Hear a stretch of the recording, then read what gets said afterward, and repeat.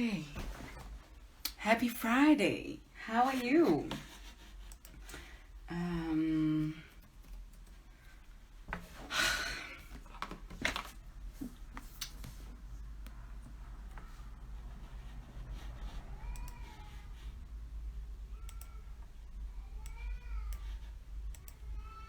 Hi.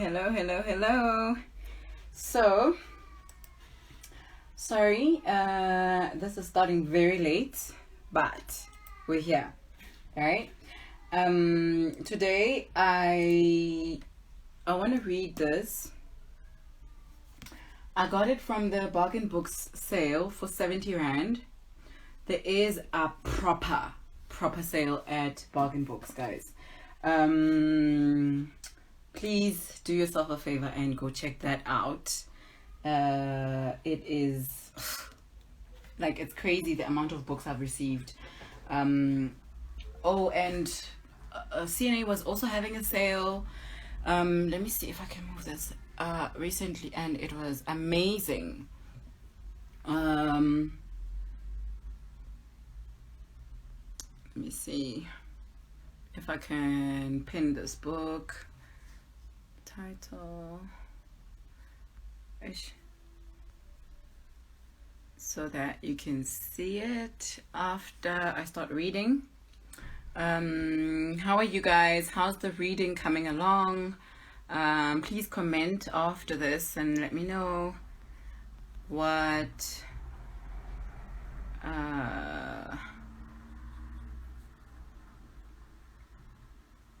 okay, let me pin it. Done. Okay, great. So I've never read Nicole Dennis-Benn's work. I know she's got Here Comes the Sun as her first offering. Yeah, I came across her via the socials, and she was in South Africa for Hi Kumbu, hello everybody. She was in South Africa for one or other literary festival in Cape Town, and she came to Joburg and she was doing a tour for Patsy and Here Comes the Sun. I think Patsy had just released late last year. So this book has been on my radar for a while. I've been wanting to buy it, and it was published last year. And yeah, I'm gonna try and see if I can't find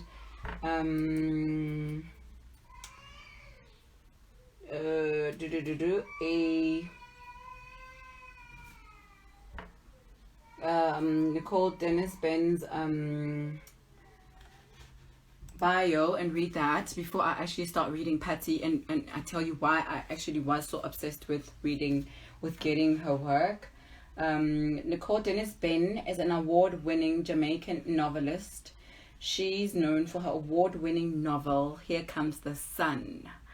It was named Best Book of the Year by the New York Times, and her best-selling novel Patsy, heralded by Time, NPR, People Magazine, Oprah Magazine, and it was amazing. It was received very, very well.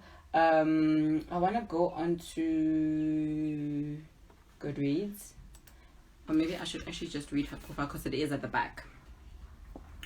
Nicole Dennis-Benn is the critically acclaimed author of Here Comes the Sun, winner of the Lambda Literary Award and a finalist for the 2016 John Leonard Prize. Did I read this? I feel like I've read it.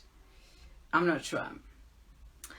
But there are other books to read. But I planned to read Patsy today because it's a new book that I just got. And Thursdays and Fridays are reserved for online literary magazine reading, and Fridays are dedicated to new books. And I did that's the reason why this live started late. I was collecting my books. Well, I was collecting our books, my reading people's books. So I got that. I got this as well. Oh, thank you, Miss Wina. Bargain books, guys. Bargain books is doing the things. Go and get bargain books. go and stock up on Christmas shopping. Just because there's COVID doesn't mean Christmas is cancelled. You must go buy Christmas gifts. Buka, ne? Please. Yes, so I've got books. Yo, guys, I've got a lot of books. There's a whole bag here. But yeah. So that, okay, I feel like it's deja vu. Maybe it's because I've read Nicole Dennis-Benn's profile before. And, but anyway, I was reading her bio before I start reading the book.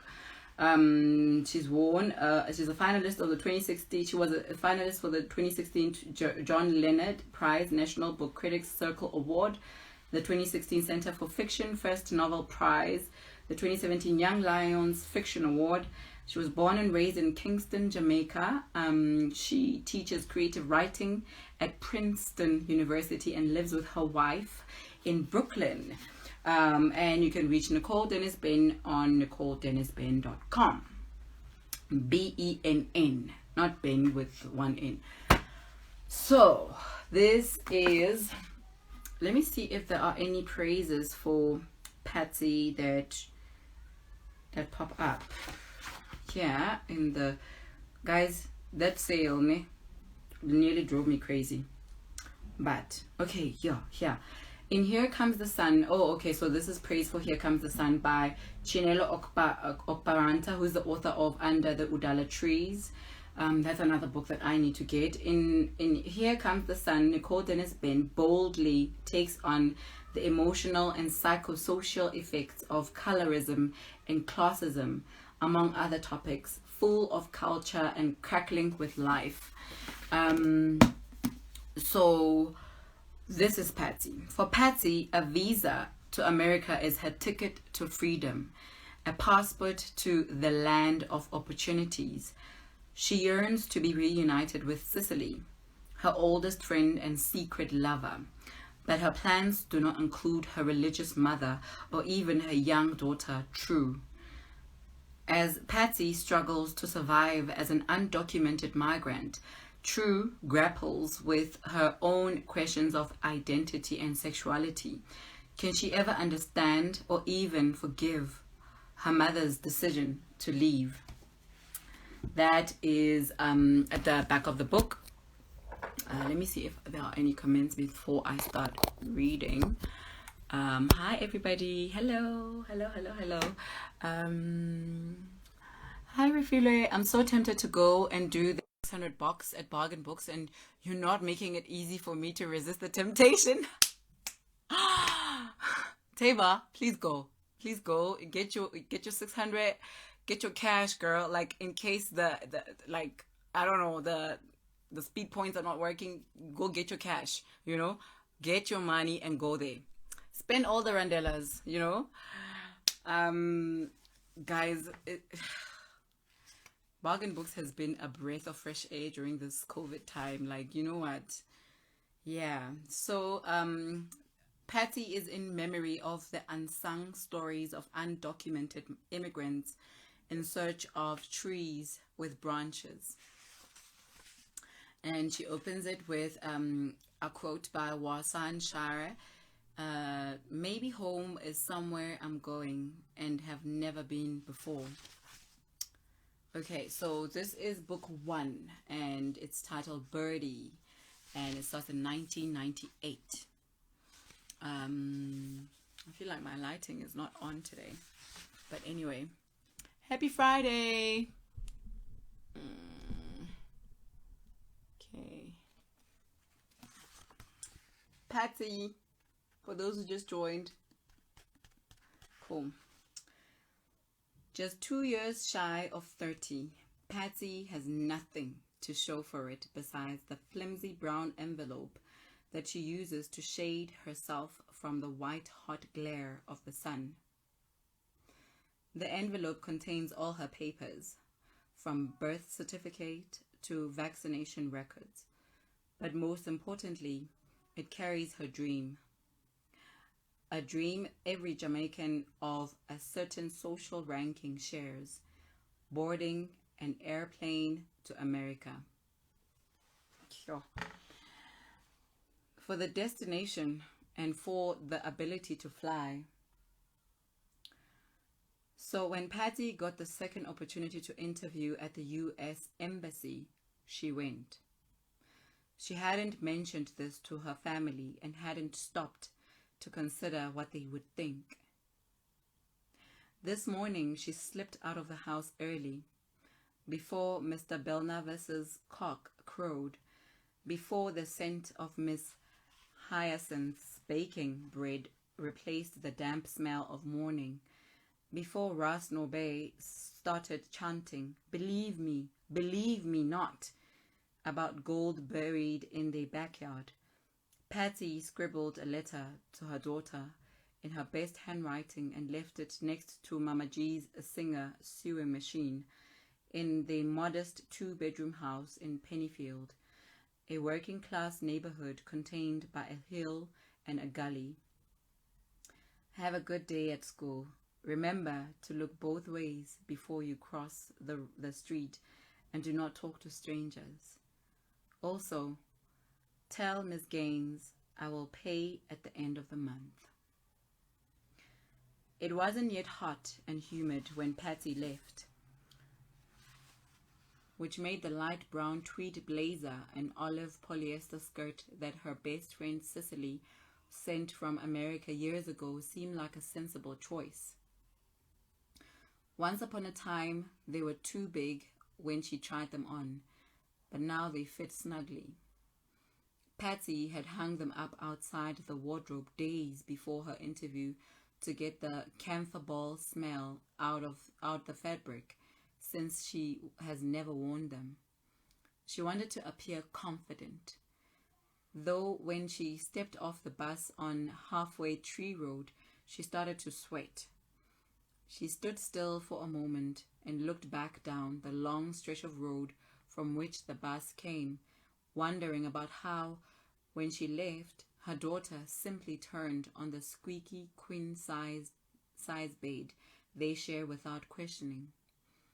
In the dark, as Patsy got dressed, she felt, or did she imagine it, the eyes of the child peering at her from the bed, knowing and watchful.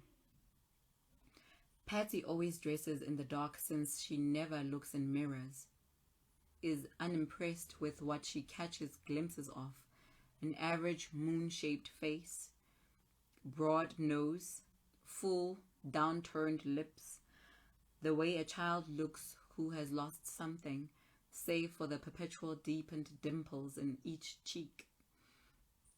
She has eyes men compliment her on, though her large breasts upstage them, and dark brown skin that emphasizes the whites of her perfectly aligned teeth. Her hair she simply straightens with a hot comb every Sunday evening after dinner and brushes back into a tight bun with a slab of gel. When she felt True's eyes this morning, she readied herself to put her index finger to the child's lips in the dark and explain. But she didn't have to, for True tends to squirm and sigh in her sleep anyway, as though she has already discovered Patsy's betrayal.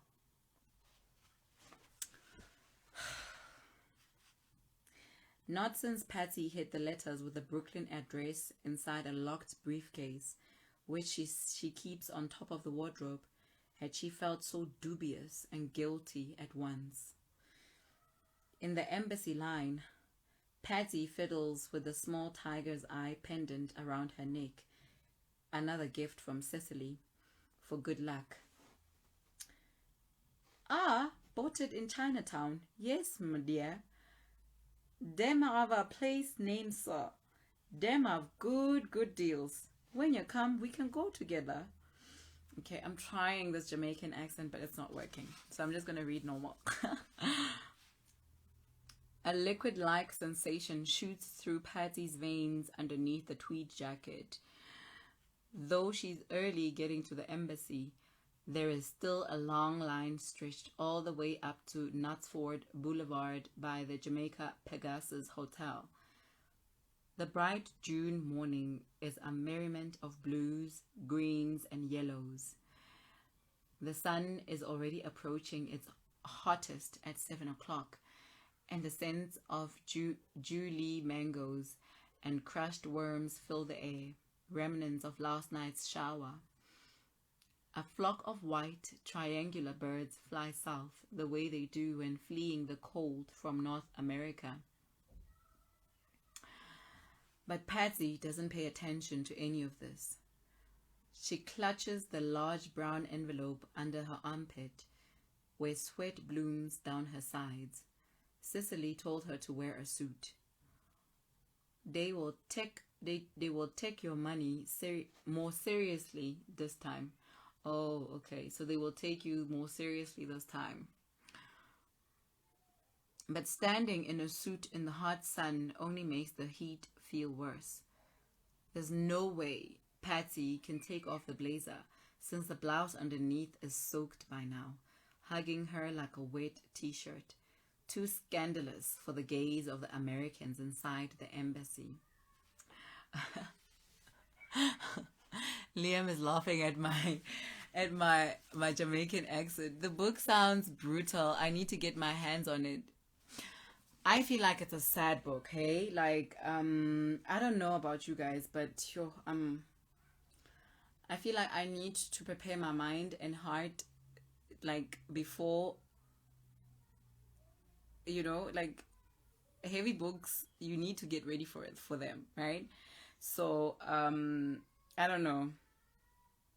Maybe I'll keep it for September, like October. Yeah. So I'm just sampling and then I will park it. But yes, it is brutal. That's what Tava was saying. Aside from the few women dressed like they're going to church on Easter Sunday, in hats and pastel colors, dressed with perspiration visible on their backs, many people, like Patsy, are dressed formally in business attire. Some of the clothes borrowed, some bought, most too dark and heavy for the mocking heat. I can't imagine how hot it must be, and now they have to look all presentable and stuff. Oh my word. I'm actually nervous for her. Patsy beckons a boy selling frozen bag juice, hoping it will relieve some of the heat and maybe numb her nerves as she thinks of the questions the American will ask in the interview. $20, miss, the boy says with a lisp.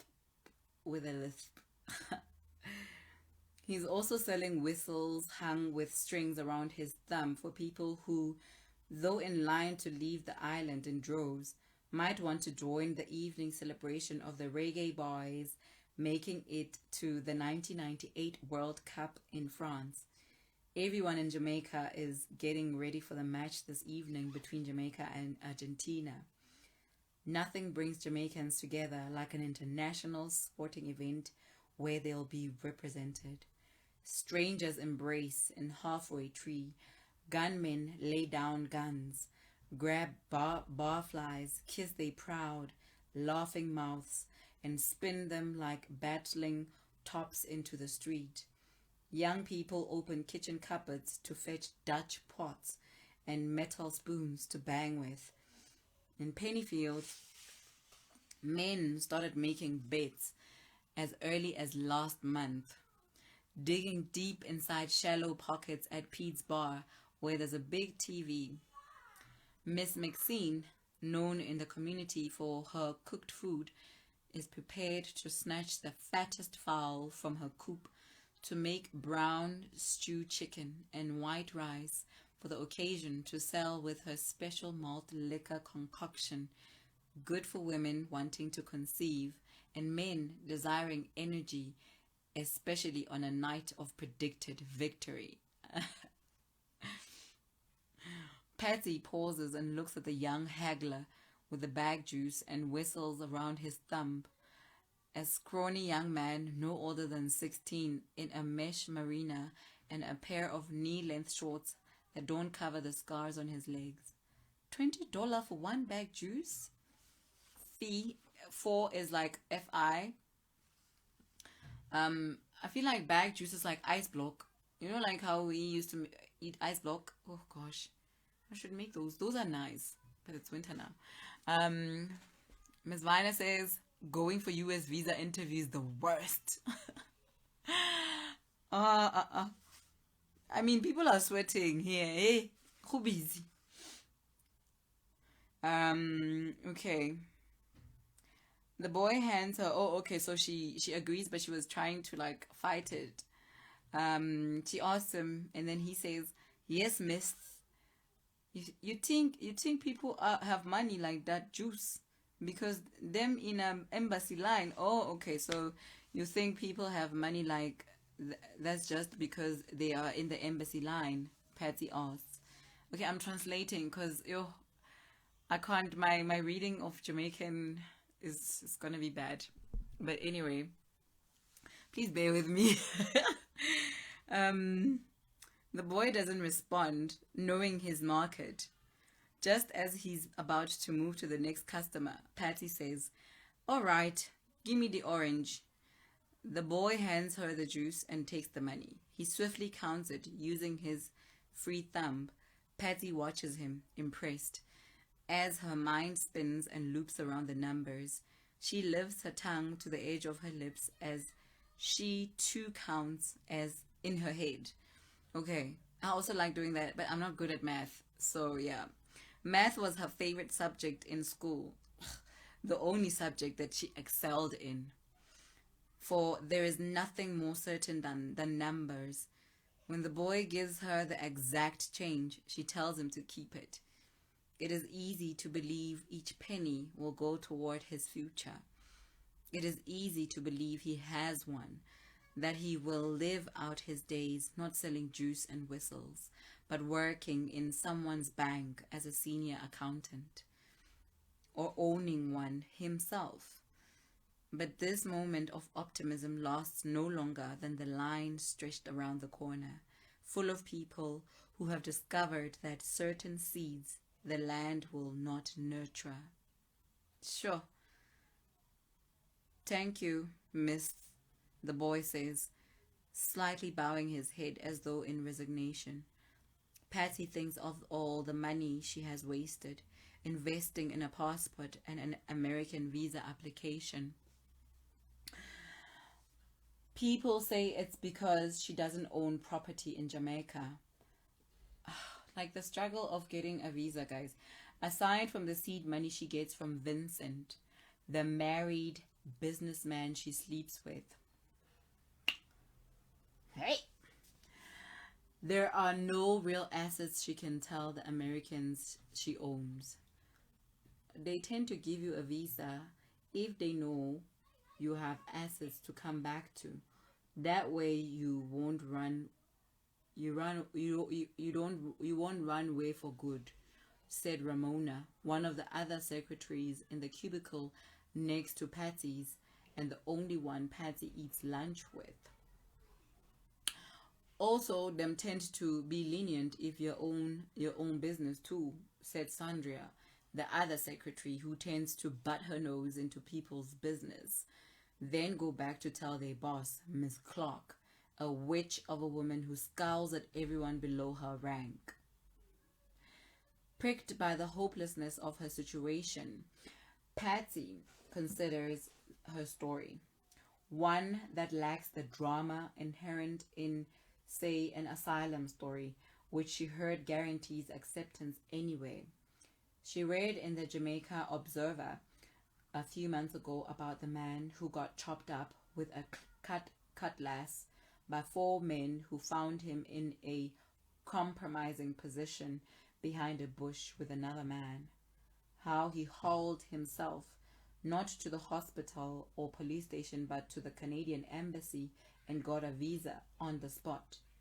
Them funny man can make anything happen. Even part the sea and walk upon water.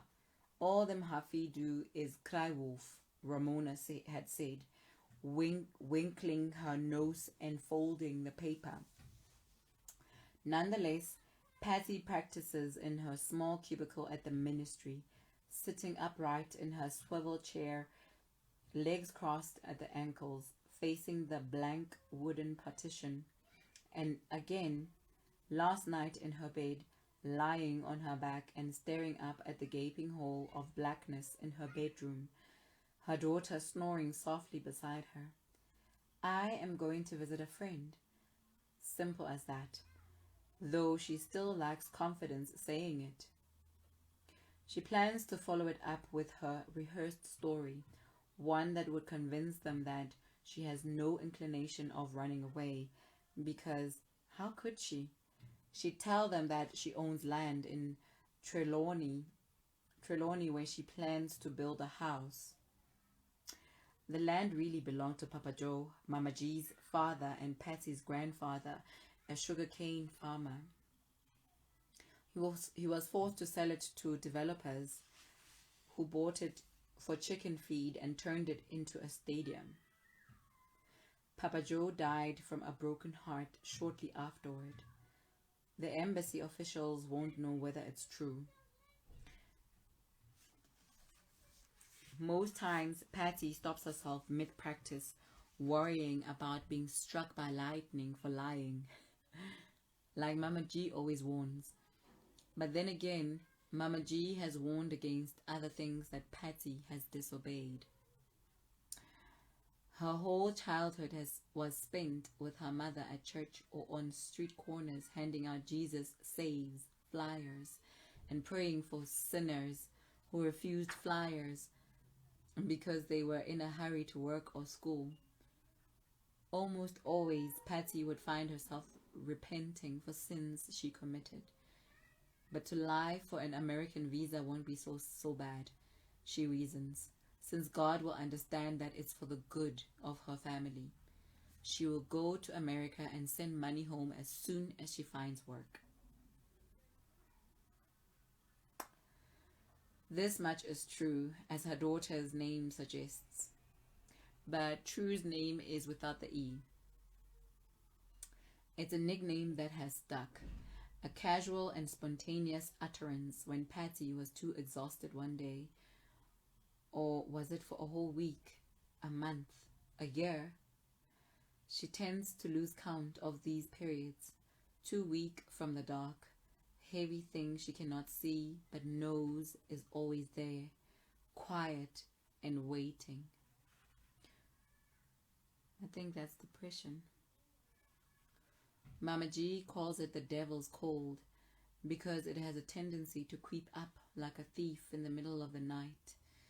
How often has Patsy gone through periods where she feels like it's pressing down on her chest?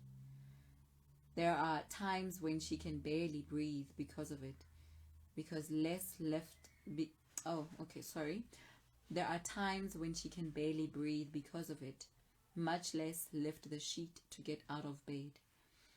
It was during one such spell that she willed herself to utter her daughter's name, Trudy Ann, which rushed out with an exhaled breath as only True. Without pausing to correct herself, Patsy let the name carry on, since it drew her daughter to her anyway. She looked into her child's large brown eyes that day, her open moon face, which is similar to Patsy's, lacked the earnestness of a curious toddler. When the thing finally lifted and Patsy regained her ability to breathe, she repeated the name, seeing something take shape in her daughter's eyes. Mama G, whose head remains in the clouds, surprisingly caught on to the name as well, since to her the name sounded like the sort of name that would make the child less sinful. When the little girl began to write her own name, she spelled it as T-R-U, the name her school friends and teachers used, the name Pastor Kirby called her when he asked Patsy if she would send her to Sunday school like the rest of the children. She might even learn to be a girl then, he pressed. Only True's father refuses to use the name or acknowledge it. Patsy thinks about all this as she sucks on the cold bag juice, relieved to feel both its cooling and numbing effect. The embassy line begins to move steadily. In the shade of the palm trees, Patsy pays more attention to the other people around her, wondering about their lives, how creative they might be. Take the man in a dark suit who looks like he's on his way to his own funeral. Like Patsy, he clutches his documents in an envelope, constantly adjusting the blue tie around his neck with the blue calloused fingers of a laborer, maybe a farmer. What might a man like that say to the embassy official? That he owns many acres of land? That he uses it to plant produce? That the produce doesn't remain untouched, sitting bruised and overripe in Coronation Market, the only market where his things might sell since his country can't export them? Or maybe he's going away for a few months, maybe a year, to farm like most Jamaican farmers who have lost the ability to profit from their own land. And then there's the family of 4 behind him, a mother and her 3 children. The oldest is a girl who watches her younger siblings as their mother scurries over to a food cart made of bamboo, painted black, green, and yellow like the Jamaican flag. Peeled Julie mangoes and June plums dangle in transparent plastic bags from its awning. The children should be in school, Patsy thinks. What might the mother say to the embassy official? Patsy imagines the mother lifting up the 2 younger children for a smug-faced official to see, perhaps even handing them over like the bag of June plums to assess their worth. See, the mother might say. All 3 assets right here. That is, what's the time? Okay, I'm going to read until 17:45 because I still have, I think I'm going to read until, so that it's like 45 minutes of reading. Okay. Once inside, Patty sits and awaits her turn, unable to revel in the reprieve of the cool air coming from the air conditioner. She feels hotter all of a sudden. People are seated next to her on plastic chairs. The embassy. Oh, yeah. I always think embassies like Department of Home Affairs with those metal, those metal chairs. Okay, so they're sitting on plastic chairs waiting their turn. Each time the attendant calls next, the person at the end of the front row gets up and goes to the available window. People move down accordingly, reminding Patsy of a game of musical chairs. Patsy prays that the window she gets called to will have someone nice and in a good mood. The Americans are protected behind a glass partition, their heads bowed as they take notes or review questions. Some seem distracted by things other than the person in front of them. Perhaps unable to understand the patois spoken when the men and women from the rural parishes, country people who have left their villages before the crack of dawn, squeezed against vendors carrying produce to sell at the markets in town. Perhaps the Americans are equally frustrated because no one can understand them either. Especially when their T's sound like D's and their vowels are sawed in half, making simple words sound complicated or completely swallowed. How many rums do ya have in the house you're building? A confused interviewee might respond with, "But sir, me is a Christian. Me not drink rum." Once she makes it to the final seat in the front row, Patsy overhears the interview of a middle-aged man who is dressed in a pristine white suit and powder blue shirt, looking like he's on his way to a banquet. Repeat what you just say, sir, officer. Me can't hear you good. The man presses the left side of his face to the glass partition. Oh, baton. She's old, hey? Smearing it with his cheek. This are me good ears. Come again? Patsy cannot hear the interviewer's question, but by the look on the older man's face, crumpled like the handkerchief that he pulls from his back pocket to wipe perspiration, despite the cool air, he's still unable to comprehend the interviewer's question. Just then, Patsy hears, "Next." She almost leaps out of her chair, the clack-clack of her wedge heels too loud in her ears on the concrete tiles as she hurries to the window, adjusting her blazer and steadying her hands by squeezing the brown envelope. Like Patsy, the interviewer to whom she's assigned is on the chubby side. Not that this fact eases the pressure inside her in any way. She just has a tendency to find something in common with people. Patsy doesn't know the details of her interviewer's face. All she knows is that it's flushed pink by the heat and sun,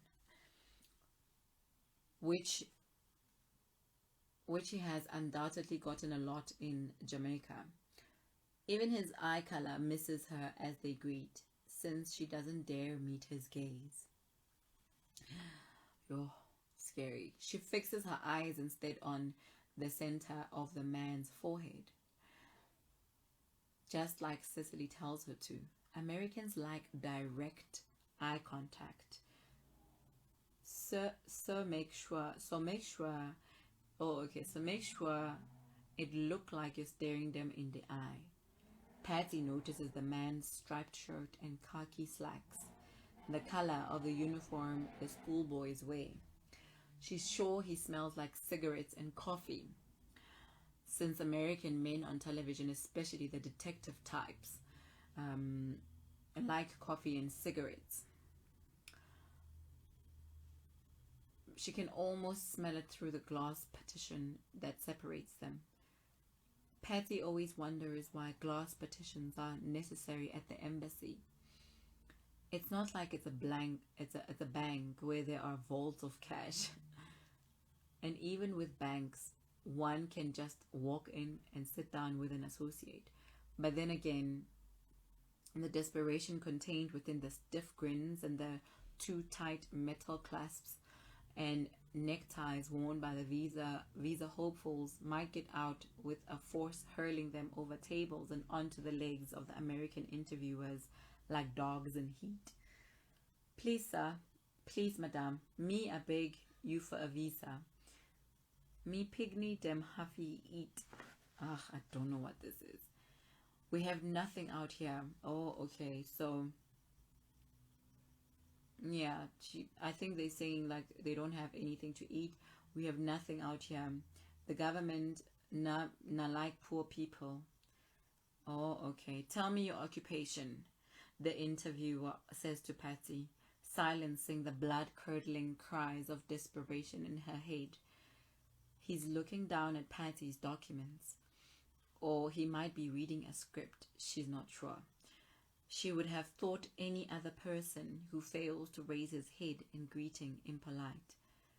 Patsy clears her throat. "I'm a civil servant, sir. A secretary at the ministry." The man scribbles something on a sheet of paper. "Sounds like a good job." Now, not when it's minimum wage and you have a daughter to send to school, and a retired mother living under your roof for free since she gave all her pension to the church. Patsy wants to say, but she keeps this to herself in case it might jeopardize her chances. Also, she got the job because Pastor Kirby knew someone who knew someone else who had a second cousin in HR. for at the time no one wanted a high school dropout. What's the purpose of your visit to the United States? The man asks. He raises his head and pins her with his eyes. Aside from her wanting more out of life and more resources to take care of her daughter, the possibility of her and Cicely together again in America looms so large in Patsy's heart that she almost trembles, having to compose herself before she utters the first answer aloud to the interviewer. Though she has all of Cicely's letters saved, she carries around the one she favors most in her purse. It was written months after Cicely vanished from Pennyfield. Not a word about where she went until the letter came. Patsy read it so many times that she has memorized it. Dear Patsy, I am writing from Brooklyn, New York. I was going to write sooner, but I had to get settled first. Please don't tell anyone you heard from me. Not Roy, not Mama G, not Anselma, and especially not Pope. America is everything that we dreamed about. There is so much here. It's cold and snows a lot in winter. If you see me again, I'll be so light. I'm more comfortable now, but I miss the sea. I miss the hills that surrounded us. I miss gazing up at the sky at night and seeing stars so close that I could grab them. I miss the smell of breadfruit roasting and saltfish cook up. Now I have to go to a restaurant to pay for it, but that isn't so bad. I always pretend that you're here too. I like to imagine us, free without your mother, my aunt, Pope, Roy, and everyone else in Pennyfield. Like I said, don't tell a soul you heard from me. Now that I am here, my memory of you and our special friendship will live forever. You have always been my home in this world. Yours, Cicely. I am going on vacation, Patsy blurts out, forgetting to say she's visiting a friend.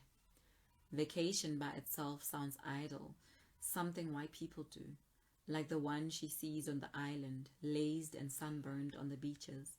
But before Patsy can correct herself and continue about her elaborate plans to build a house on the land she forgot to mention, the man says, I can never understand why you Jamaicans go to America for vacation when you live in this paradise. He chuckles to himself and shakes his head. It's really for a wedding, Patsy hurries to add, since sickness and death are two things one can't lie about without jinxing oneself. It isn't what she rehearsed, but she'll go with it. She's stunned by the ease with which the lie flies out of her mouth. Cicely got married years ago to a man she only married for papers. It was just so, Cicely said over the telephone. Normally, they would dance around each other's dating life, Cicely never asking about Roy, and Patsy never inquiring about Cicely's love interests or offering information about hers. Patsy had cradled the phone between her ear and shoulder, listening to Cicely above the noise of squawking fowl in the backyard and the drumming of her own heartbeat as Cicely said, "We did it at the courthouse. Before we blink, it was over." The hardest part was convincing the immigration officer. He wanted proof, but thanks to those acting classes we did in school, I showed him. She would think our relationship was real. She cackled. Patsy was comforted by her friend's comedic account, picturing Cicely tongue-kissing her play husband under the bored gaze of a white man fiddling with his pen. But there is no way that this interviewer at the embassy could possibly research this detail. "Wonderful," he says. "Who is getting married?" My best friend." "When is the wedding?" "October." May I see the invitation? The man asks. Sir? The invitation. I need proof. Oh, yes, the invitation. Patsy feels faint all of a sudden, making a production out of fumbling in her bag for something she does not have. All the time and money and practice that went into preparation for this interview flash across her mind. Her head spins. She's about to lose everything because of one stupid lie. She cups her mouth. In her best English, she says, "Please forgive me, but I forgot my invitation." "I get stories all the time," the man says, looking away from her pleading gaze to the paperwork on his desk. He taps his pen lightly on the table. Patsy watches his fat fingers curl, holds her breath as the pen hovers. In one stroke, he could write her off. Stamp "denied" on her paperwork. Quietly tell her that she can apply again next year when there'd surely be a wait list for interviews that might take another 2 years to get. Patsy focuses on the pen, which is in charge of her destiny. "Why should I believe you?" the man says, pausing to look at her. "The friend who's getting married is..." Patsy stops herself and searches for the right words. The memories of them together make her smile. Usually she reserves these thoughts for night time, right after everyone goes to sleep. She lowers her eyelids and dabs at the sweat on her top lip, hoping the man behind the glass cannot read her mind and see an image of Cicely lying naked in sunlight inside the house on Jackson Lane, soft and fleshy as ripe roast breadfruit. Pastor Kirby preaches against such evil, his mouth foaming like a rabid dog every time he shouts fire and brimstone on the damned souls who have such desires. Mas Jacobs, a slight, friendly man with a lisp who used to call Patsy Patsy, was chased out of his mother's house for it when Miss Roberta, the town crier, claimed she saw him put a little boy on his lap. But Patsy cannot help it. With a visa, she wouldn't have to rely on memories any longer. Patsy lets out a sigh that fogs the glass in front of her. "She's like a sister to me, sir. My daughter's godmother, who I haven't seen in years." She swallows, feeling all the other lies that have been stored up inside her go down with the force of a whole chicken bone in her throat. She almost chokes before the man says, "You have a daughter, you say?" Patsy pauses again, confused, when she notices the smile on his face. His first. The interviewer she had 2 years ago wasn't satisfied with that answer by itself. Her having a daughter meant nothing to them then.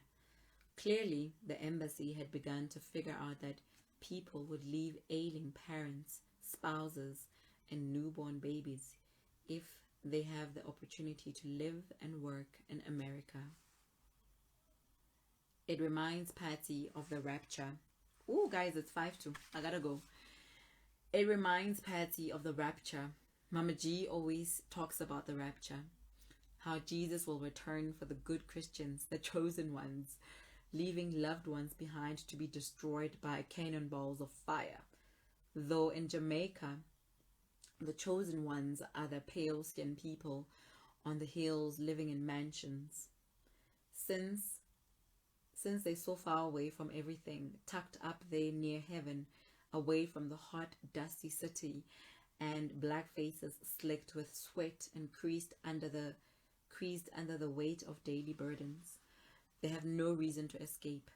"Yes," Patsy replies. "I have a daughter." She opens her wallet to show a picture of a smiling True in a red plaid uniform, one taken on the first day of basic school. "She's beautiful," the man says. "How old?" 5, going on 6 in October. Patsy quickly closes her wallet, hiding the photo. Hiding the photo takes the sin out of lying, out of wanting.